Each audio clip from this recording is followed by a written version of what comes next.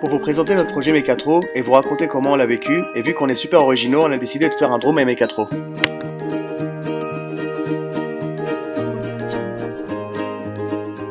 Bon, vous vous demandez tous c'est quoi la Mecatro? Bah en fait, c'est 50 étudiants, 5 clients avec de l'argent ou pas.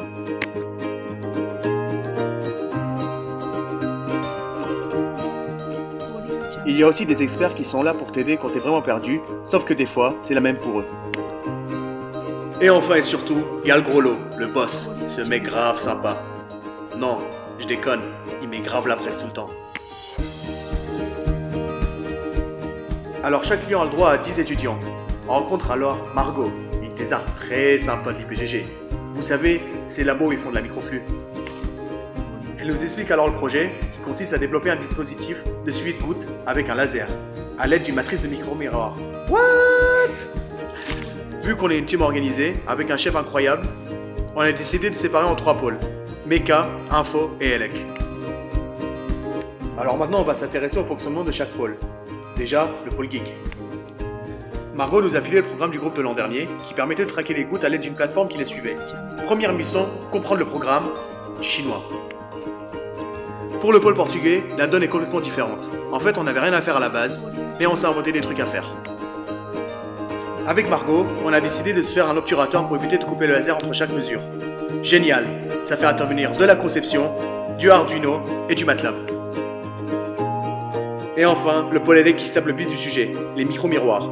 Petit souci, on ne pourra rien faire du composant seul.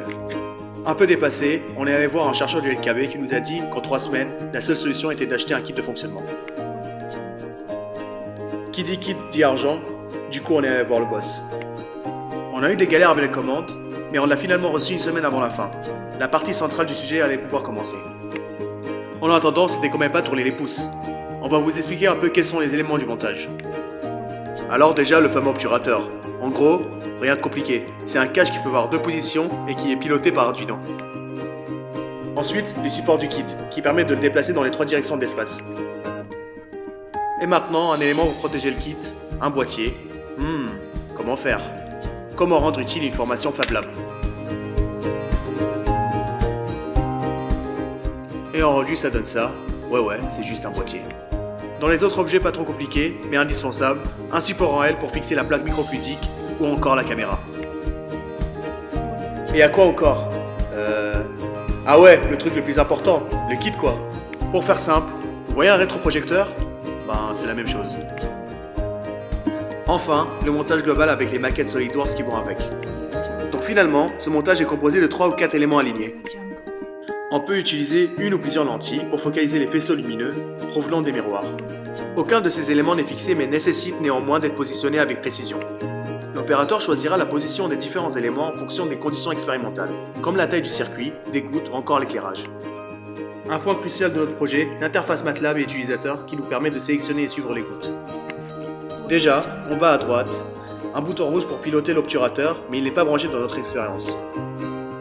Ensuite, il faut calibrer. Pour ce faire, on envoie un carré blanc avec le rétro, qui doit se superposer sur l'image captée par la caméra. On modifie l'image envoyée pour qu'elle se superpose bien à l'image reçue par la caméra. Nous pouvons maintenant commencer le tracking.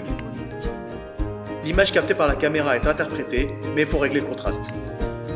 Après, on peut cliquer sur les gouttes pour les suivre. Si on en suit plusieurs, elles se colorent différemment.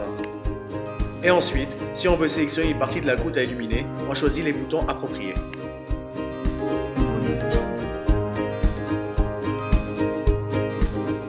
Finalement, on a rendu le projet dans les temps. En résumé, la Mecatro c'est de la découverte, de l'enthousiasme, des difficultés à surmonter, quelques galères, mais au final une réussite.